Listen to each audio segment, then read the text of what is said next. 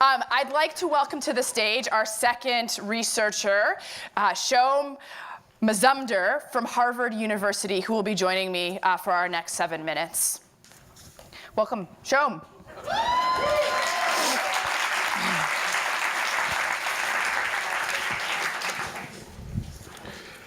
Hi. Hello. Whoa, this is nice loud. to see you. Hi, as if we weren't just like sweating back there together. Like, That's hi, very, my name is Shom. Hi, Shom. Hi, Shom. So I'd like for you to start off by giving us a sense of what you are most passionate about. Sure. Well, I'm a child of immigrant, surprise. And I've always been kind of attuned to difference. I've always been curious about what makes us different, like how we bridge difference. But then I think like really what kind of drove the passion for me is I was sitting in college and I was like learning about, what's the optimal foreign exchange rate? And meanwhile, like outside, there's like crazy shit happening.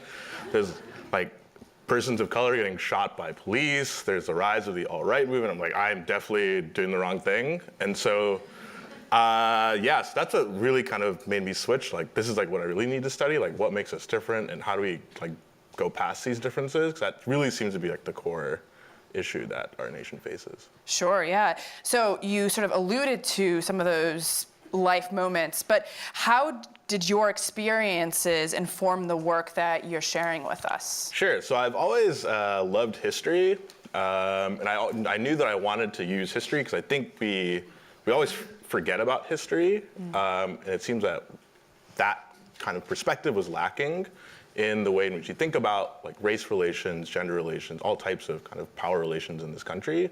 So I really wanted to bring that perspective in. Great, thank you. How do you personally use history and data to answer the questions? The question, does protest work? Right, so I mean, the one thing I want to look back is like this moment of intense adversity. So the civil rights movement, I'm sure all of you are very familiar with that, but at the time, it wasn't really clear, like, was this gonna work? And as a scientist, I'm really interested in using kind of systematic data to try to figure out like what works. And so what I did is collected all kind of information on the locations of all these protests and combined it with survey data, today on over 150,000 whites, and tried to see like, are these places that look similar socioeconomically, demographically, history-wise, and one had a protest and the other didn't. Are whites today from these protest counties, do they seem to have more liberal views with regard to race? Great, thanks.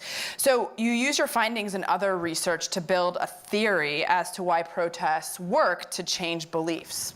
Can you say more about that? Sure, so I'd say the theory kind of boils down into two big components. The first one, you think about your audience, and to me, I see it that there are three big kind of sets of players. There's your choir. Like, you've already sold them on the cause. I mean, it's good, you should preach to the choir every now and then, but I mean, that's one set of people. Then there's like the other extreme. So these are like, your Klansmen, your George Wallaces. Like, yeah, maybe they'll change their minds, but like, don't like rely on that. And then there's like a bunch of folks in the middle. And that's like really the key target, that these are people that are, not quite sure what to think about.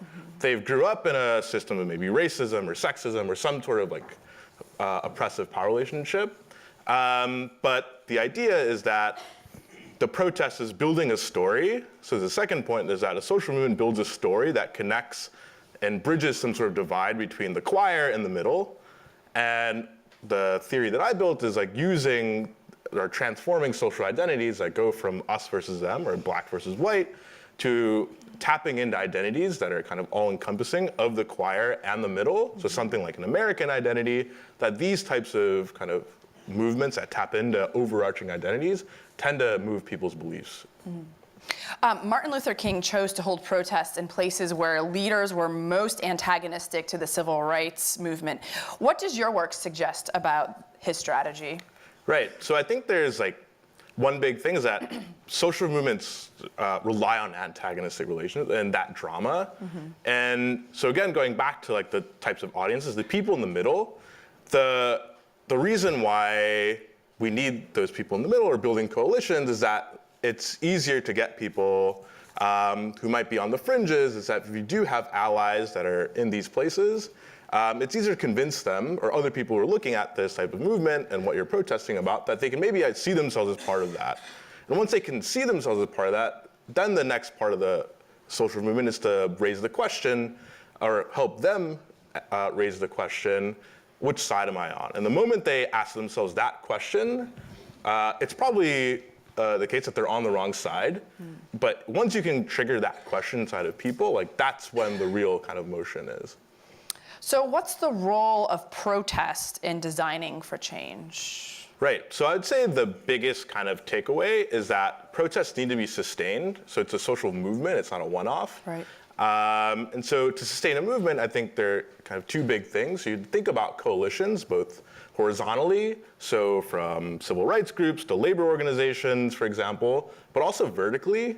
So thinking about local level chapters interfacing with state level chapters and national organizations in this kind of federated structure that mirrors how our government works in this country, and that organizations that can tap into that type of structure seem to be the ones that can survive and really push for change.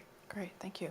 So you emphasize that we need structure, but in terms of communication, how we talk to activists or potential participants, what can we say to keep them engaged or bring them in? Yeah, so again, like two big points. So the first one is tapping into social identities, like maybe like an American identity or a partisan identity or some sort of other identity. And so one thing is like, know thy enemy. And so the NRA does an incredible job of tapping into identities, like of gun ownership, to drive people toward political action. And so that's the type of work that I think social movements need to be doing to keep people engaged. Great. So what's next? What are you working on? So my dissertation, which I'm finishing, is on this question of like what makes us different. And so I'm exploring the case of European integration in historical perspective, and trying to learn about how can we use that case to learn about immigration today. But I'm also applying the stuff that I'm going to be telling you about at this conference to the issues of labor organizations and labor unions and how they can keep their membership engaged in politics, especially in a time where labor is under attack. Awesome. Well, thank you for your work, and we look forward to hearing more tomorrow. Yeah, thank you. Thank you, guys.